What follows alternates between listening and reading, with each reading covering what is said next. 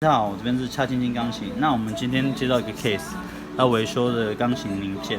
那他就是说弹奏来不及回来，以及就是为什么会来不及回来，就是我们这个零件可能绳索断掉或受潮。那这绳索过30年后很脆弱，一撕就断掉了。哦，那我们基本上就是把它卸除，换一个新品零件。然后新品零件不会有任何的锁痕，哦，这是新的，然后绳索是新的，然后就是白白亮亮的这样子。然后我们把它锁好，然后锁紧之后，它的声音会很响亮哦。哦，它的声音哒哒哒哒的声音，哦，代表这个零件它没有受潮。我们放慢一点，它也会跟着我手回来。那拖带我们把它割除换新的。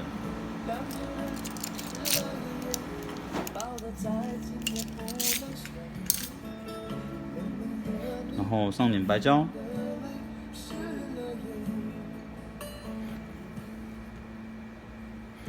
这种零件啊，更换大概寿命可以用20年没问题啦。因为其实零件更换它都嘛是大概平均30年后才完全坏掉。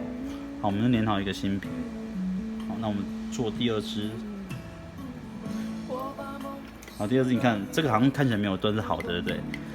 这种状态啊，如果大力弹奏，它就直接断了；弹快一点就断，很脆弱。所以基本上30年的钢琴真的还是需要维修。当然，钢琴不弹没事啊，弹了就快一堆问题。常常人家会讲，调音师为什么你调完钢琴问题那么多？其实不是我们调完钢琴问题那么多，是其实你钢琴真的很老旧。当然啦，平常都没在弹，怎么会有问题呢？对不对？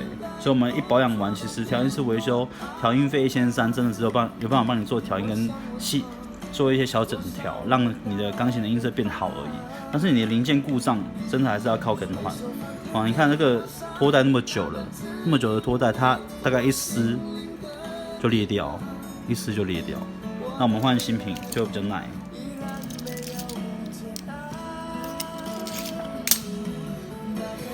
那其实以雅马哈钢琴来讲，最常损坏就是这2个零件。你只要是自然损坏，30年，哦，更换这2个零件，那你的钢琴可以再用20-30年。所以一台为什么雅马哈钢琴可以用60-70岁都还在贩卖，就是它会损坏的东西很少。那当我们把这2个零件换新之后，这部琴就复活了。好，那我们在摆着，大概要摆2天左右，它才会完全干。好，谢谢大家，今天的视频就到这边喽。好，拜拜。